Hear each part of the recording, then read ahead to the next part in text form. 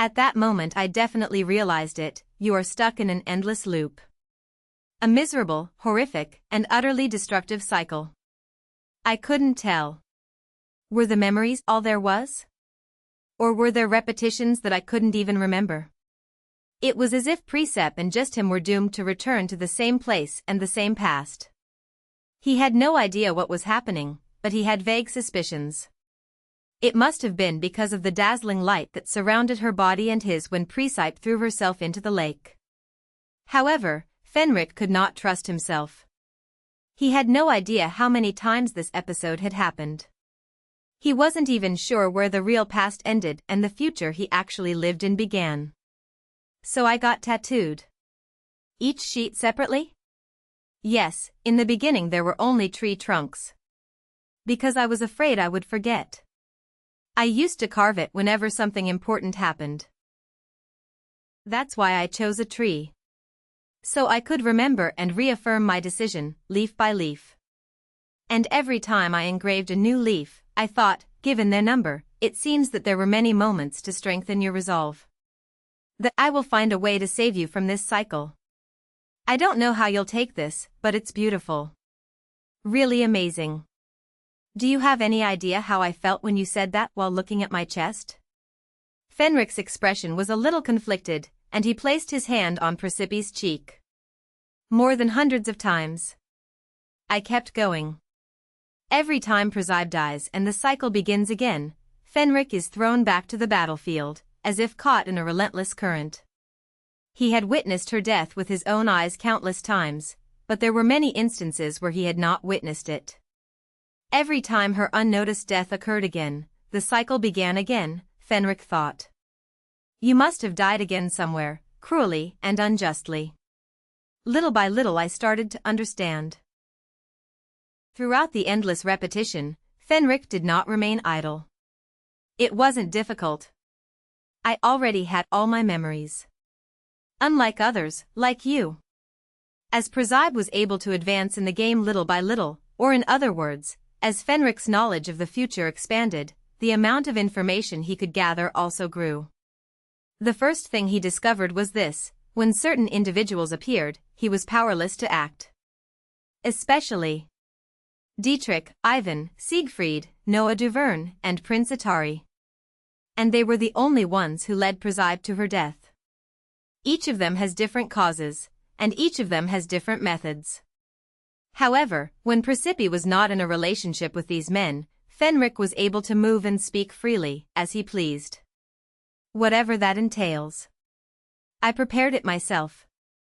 Fenrik continued to look at the vase on the bedside table. Yes, the day we first met. With the same flowers I gave you then. This must have been when Presepe was locked in her ice prison, far away from her tower. Fenrik snuck into the empty tower, and she left them there like a gift, before she was expected to return, dragging her frail body along. Remember her young face, radiant when she smiled, hugging the flowers to her chest. She said she loved them. So he hoped they would bring her some comfort. For someone trapped in a cage-like tower, he experiences constant pain.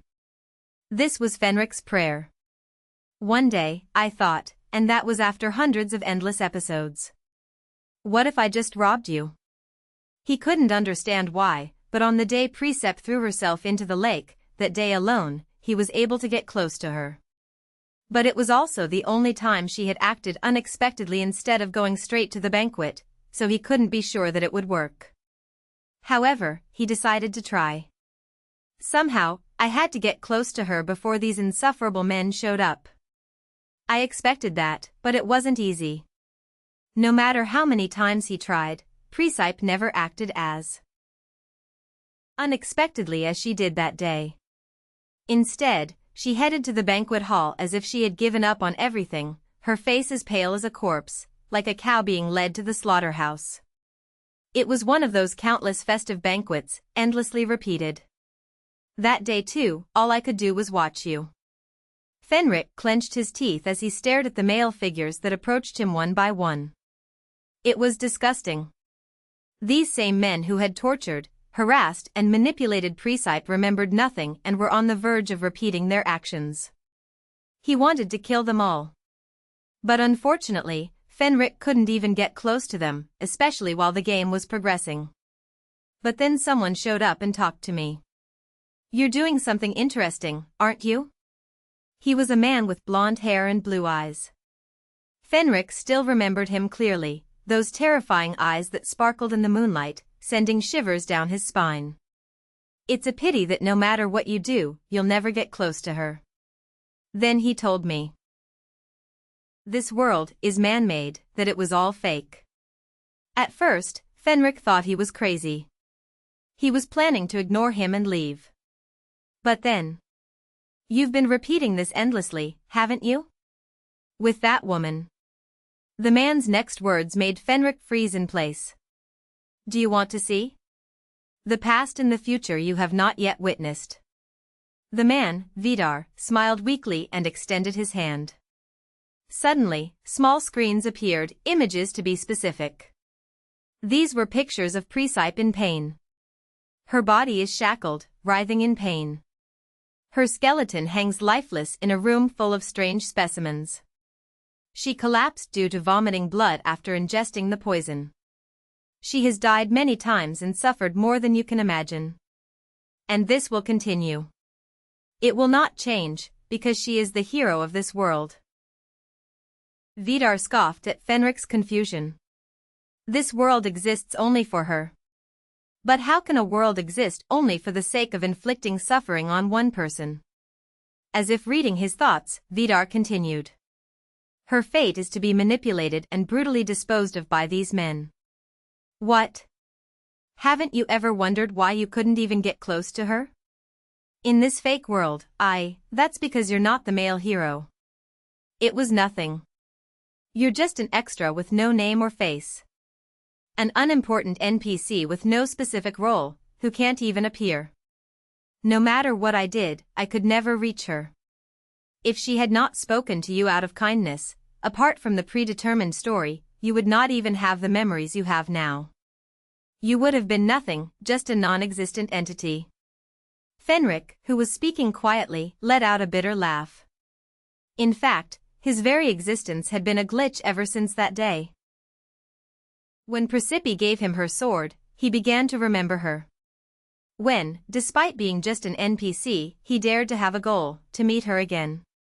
Until the moment he was able to get through to her when she tried to throw herself into the lake, that was only possible because he wasn't part of the original story. The tattoos engraved on his body that did not disappear were evidence of the same thing. Fenric's body, now in motion itself, was the perfect canvas to record what should not exist. Thus, as a whole entity, Fenric became entangled in the rings of Precipice and eventually met Vidar. Although Fenric himself did not understand all the details, this was the truth. Fenric bit his lips in silence. Then he remembered the conversation he had with Vidar from that unforgettable day, which was still clear in his memory. That woman will continue to die painfully, over and over again.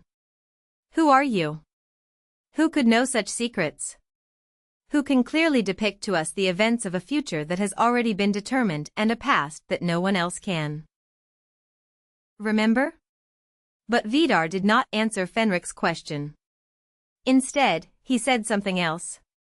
Do you want to know how to stop it? Kill them, what? Kill these men one by one, and take their place, the role of the hero.